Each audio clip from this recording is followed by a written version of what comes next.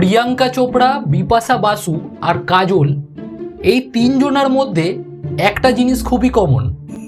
এরা তিনজনাই শুরুর দিনে ডার্ক স্কিন টোনের ছিল, কিন্তু এখন এদের স্কিন টোন অনেক ব্রাইট হয়ে গেছে।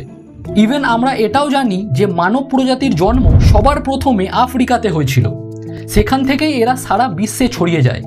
তাহলে আজ পৃথিবীর সব দেশের মানুষের গায়ের রং আলাদা আলাদা হয় কেন? এমনকি গোটা পৃথিবী ছাড়াও আমাদের আশেপাশে এমনি অনেক মানুষ তোমরা দেখতে পেয়ে যাবে যাদের মধ্যে কারোর গায়ের রং কালো, আবার কারোর গায়ের রং ফর্সা হয়।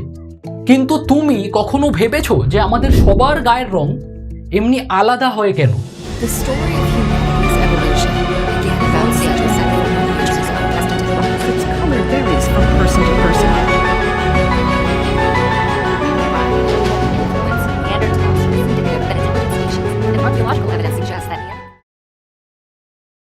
এর তফাৎটা বোঝার জন্য এই ম্যাপটাকে ভালো করে দেখো। এখানে দেখতে পাবে যেসব মানুষরা নিরক্ষরেখার কাছে থাকে তাদের গায়ের রং ডার্ক স্কিন টোনে হয়, ঠিক তেমনি নিরক্ষরেখা থেকে যত দূরে যাবে ততই মানুষদের গায়ের রং ব্রাইট হতে থাকে।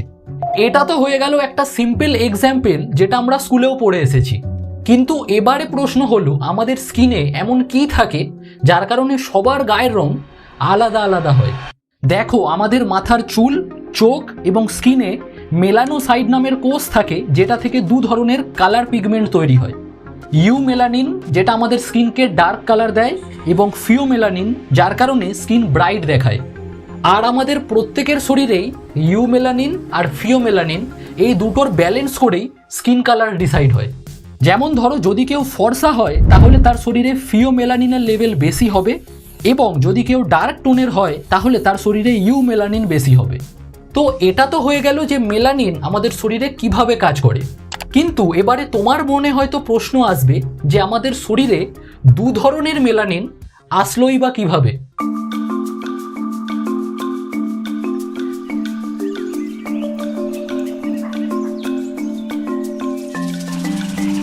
দেখো, আজ থেকে কয়েক লক্ষ বছর আগে আদিম মানুষরা আফ্রিকার জঙ্গলে শিকার করে বাস করত।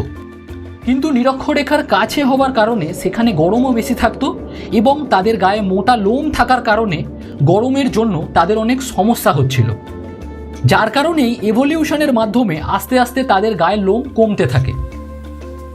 কিন্তু তারপরেও এই সমস্যার সমাধান হয় না, কারণ লোম থাকার কারণে সেটা সূর্যের ইউভি রশ্মি থেকে প্রোটেক্ট করছিল। কিন্তু যেহেতু তাদের শরীরে লোম ছিল না, তাই তখন সূর্যের ইউভি রশ্মি সোজা তাদের স্কিনে এফেক্ট করছিল।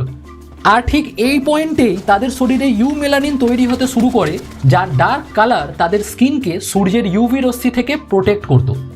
এই কারণেই আফ্রিকায় যেই প্রথম মানব প্রজাতি জন্ম হয়েছিল তাদের গায়ের রং কালো ছিল।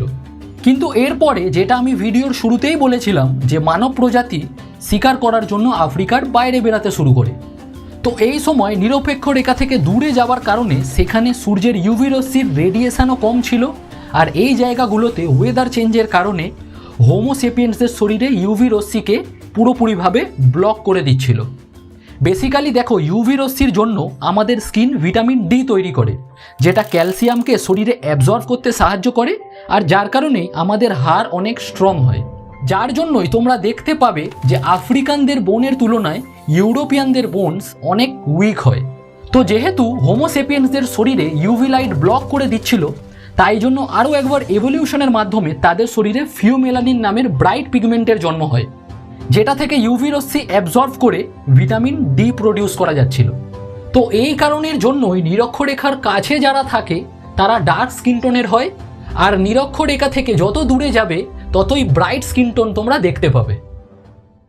আজকের ভিডিওটা একটু ছোট ছিল, তাই আশা করি এই ভিডিওটা তোমাদের সবার ভালো লাগবে, এবং ভিডিওটা থেকে যদি তুমি কিছু শিখে থাকো তাহলে আমার এই চ্যানেলটা অবশ্যই সাবস্ক্রাইব করো, এবং পরের ভিডিওর জন্য অপেক্ষায় থাকো। আর ততক্ষণের জন্য জয় হিন্দ।